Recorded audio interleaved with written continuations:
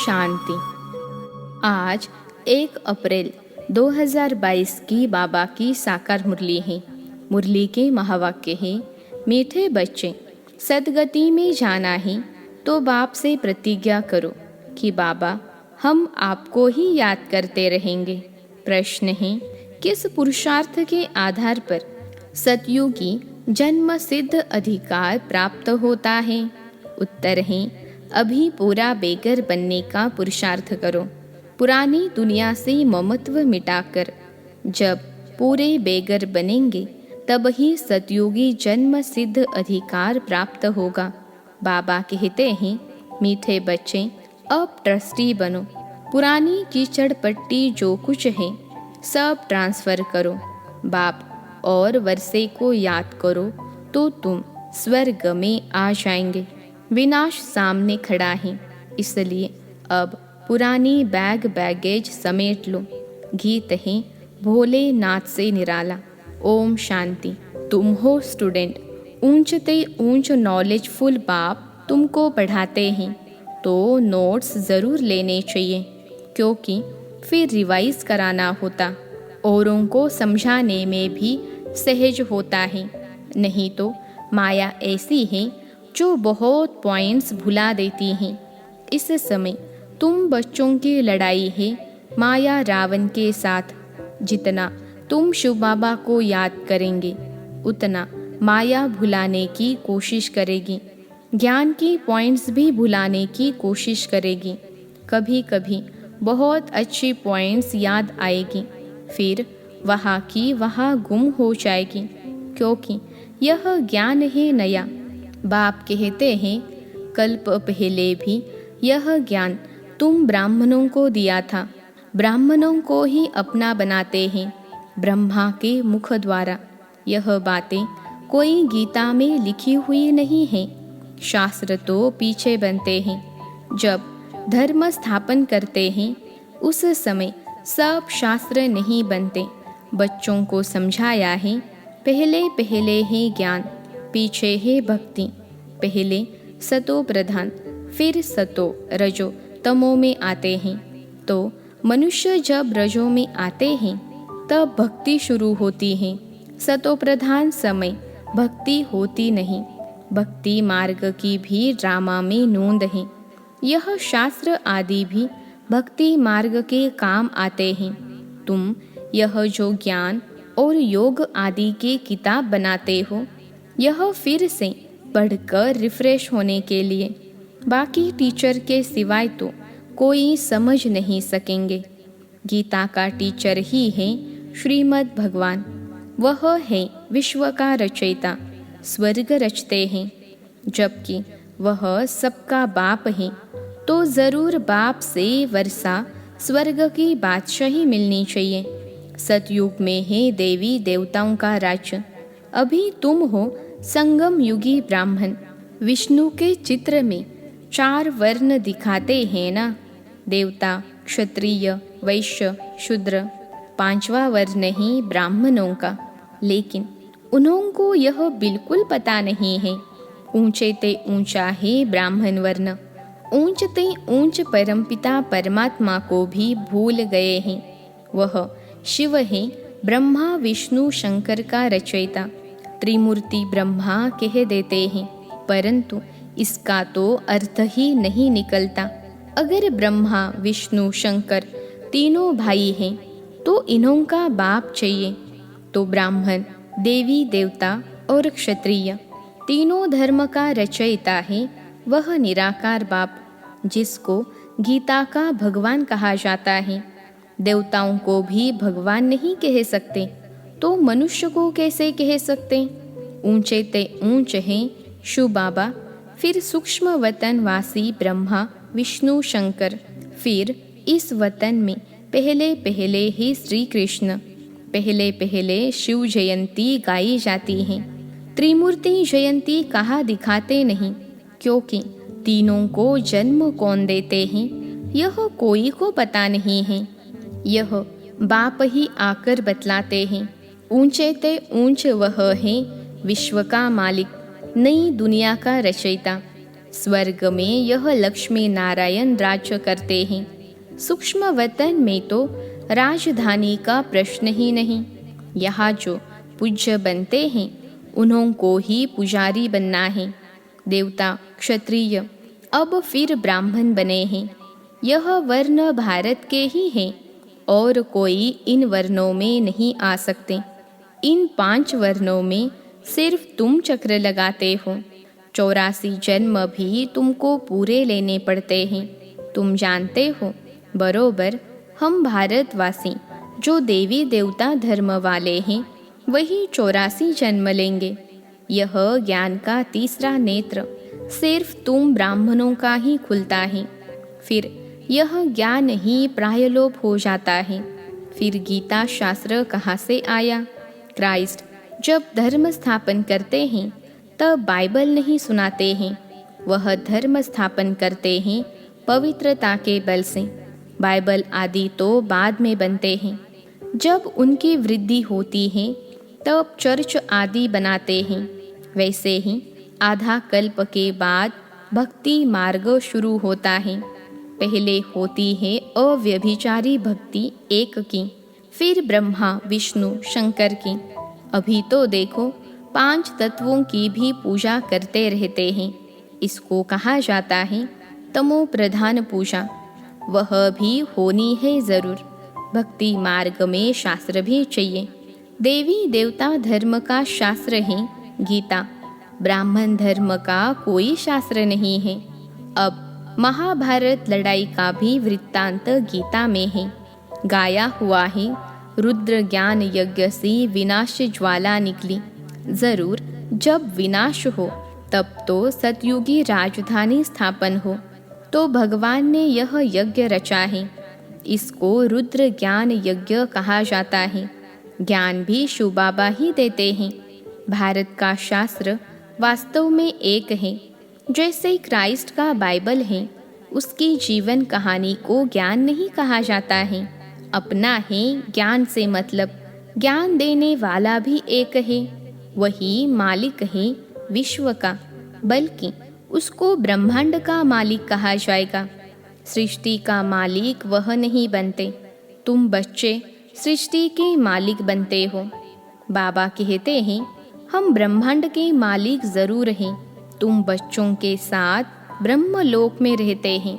जैसे बाबा वहाँ रहते हैं, हम भी वहाँ जाएंगे तो हम भी मालिक ठहरे।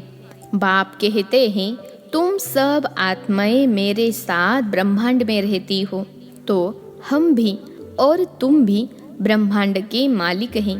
परंतु तुम्हारा पद मेरे से ऊंचा है। तुम महाराजा महारानी बनते हो। तुम ही पूज्य से फिर पुजारी बनते हो। तुम पतितों को मैं आकर पावन बनाता हूँ। मैं तो जन्म मरण रहित हूँ। फिर साधारण तन का आधार ले सृष्टि के आदि मध्य अंत का राज तुमको बताता हूँ। ऐसा कोई भी विद्वान पंडित नहीं जो ब्रह्मांड, सूक्ष्म वतन और सृष्टि चक्र के राज को जानता हो, सिवाय तुम बच्चों के।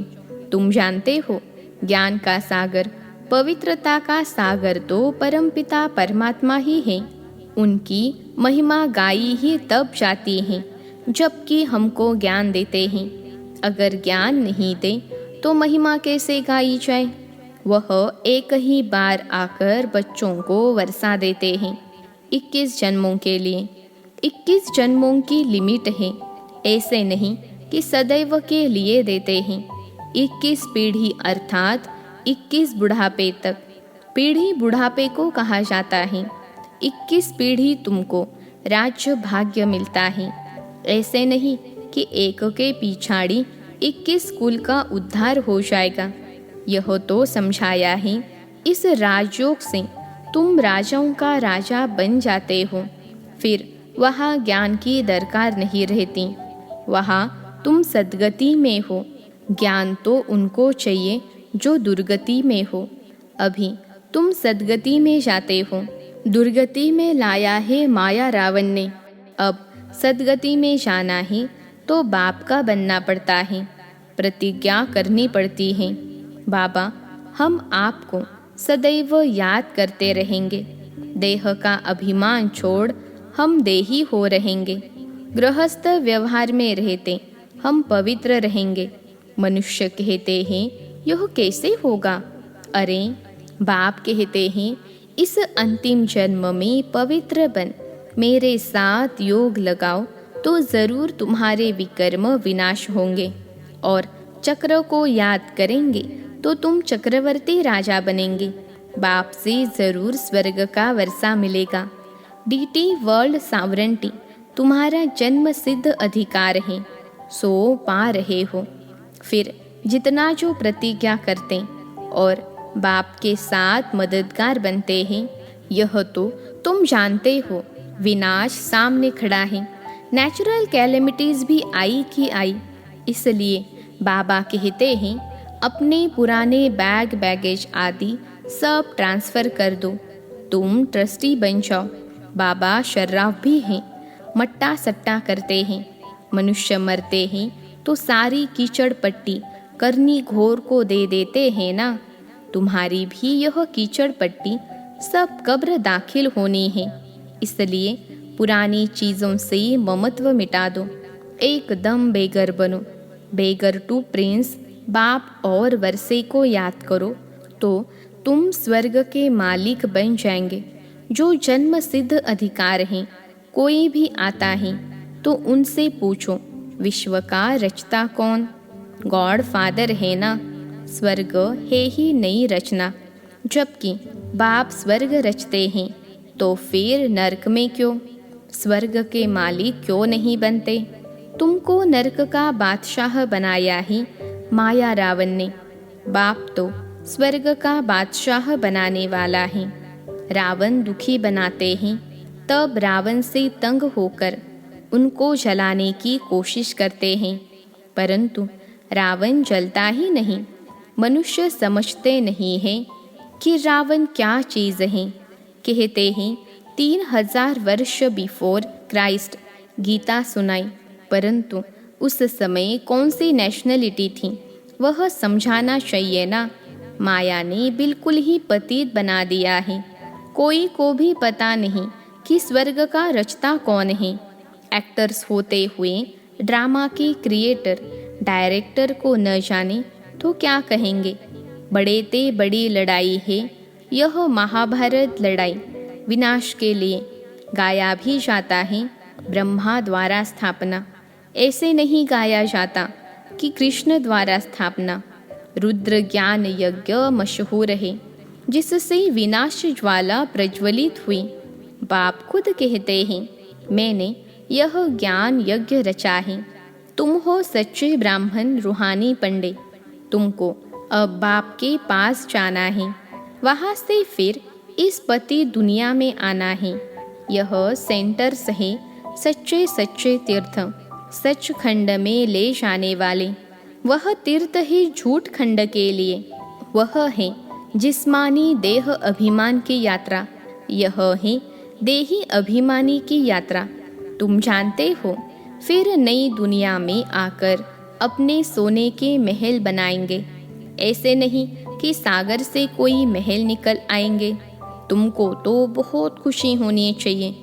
जैसे पढ़ाई में ख्याल रहता है कि बैरिस्टर बनूंगा, यह करूंगा, तुमको भी आना चाहिए कि स्वर्ग में ऐसे ऐसे महल बनाएंगे। हम प्रतिज्ञा करते हैं लक्ष्मी को जरूर वरेंगे, सीता को नहीं।